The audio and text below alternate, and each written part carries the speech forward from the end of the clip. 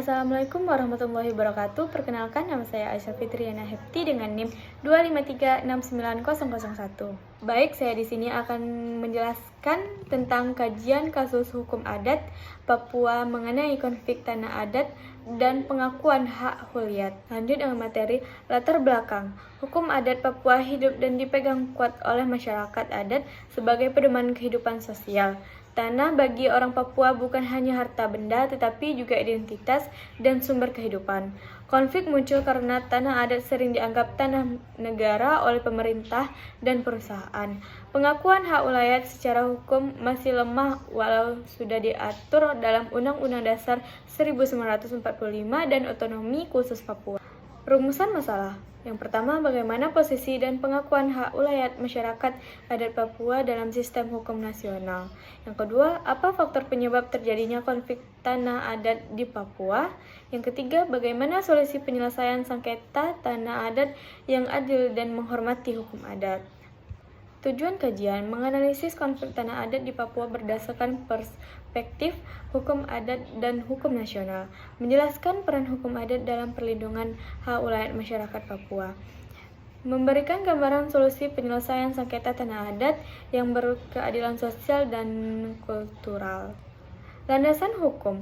Yang pertama, Undang-Undang Dasar 1945 Pasal 18B Ayat 2 Pengakuan negara terhadap masyarakat hukum adat. Yang kedua, Undang-Undang Nomor 21 Tahun 2001 Otonomi Khusus Papua. Yang ketiga, Undang-Undang Nomor 5 Tahun 1960 UUPA Hak atas tanah menurut hukum adat.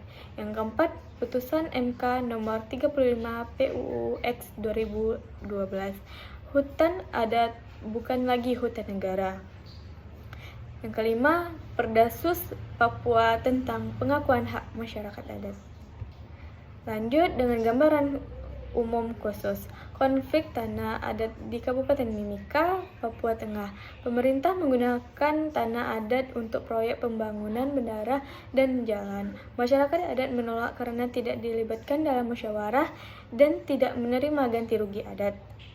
Terjadi demonstrasi, blokade jalan, hingga gugatan ke pemerintah daerah.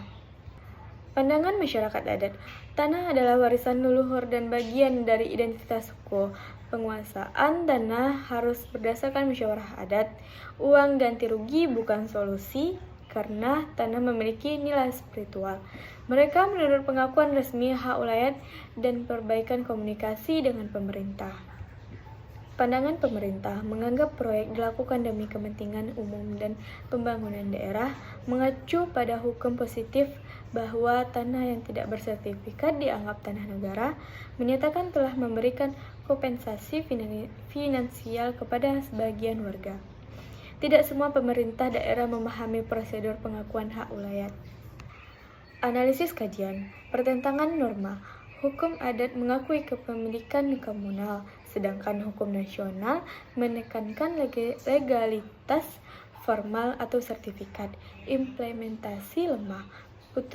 Putusan MK 35 2012 belum efektif karena tidak diikuti regulasi teknis. Konflik nilai. Pembangunan fisik sering mengabaikan nilai budaya dan spiritual masyarakat adat. Keadilan restoratif.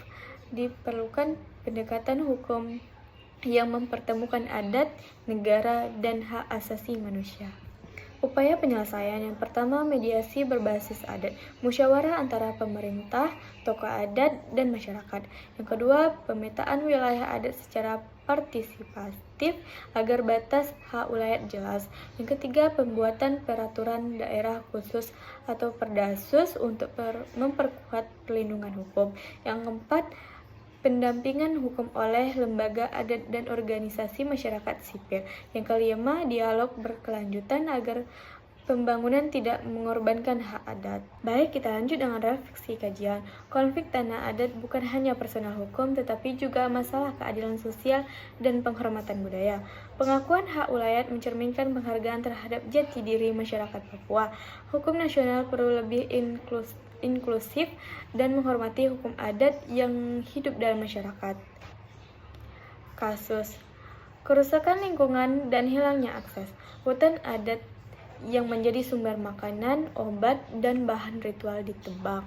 Sungai tercemar, dan masyarakat kehilangan akses terhadap sumber daya alam tradisional. Baik, kita lanjut dengan yang terakhir, kesimpulan. Hukum adat Papua mengandung nilai-nilai leluhur yang masih relevan dalam sistem hukum Indonesia. Konflik tanah adat terjadi karena lemahnya implementasi pengakuan hak ulayat. Solusi terbaik adalah sinergi antara hukum adat dan hukum nasional melalui pengakuan, pemetaan, dan partisipasi masyarakat adat. Penghormatan terhadap hak ulayat adalah wujud nyata keadilan sosial dan persatuan bangsa. Baik, terima kasih. Hanya itu yang dapat saya jelaskan. Lebih dan kurang saya mohon maaf. Saya tutupi. Assalamualaikum warahmatullahi wabarakatuh.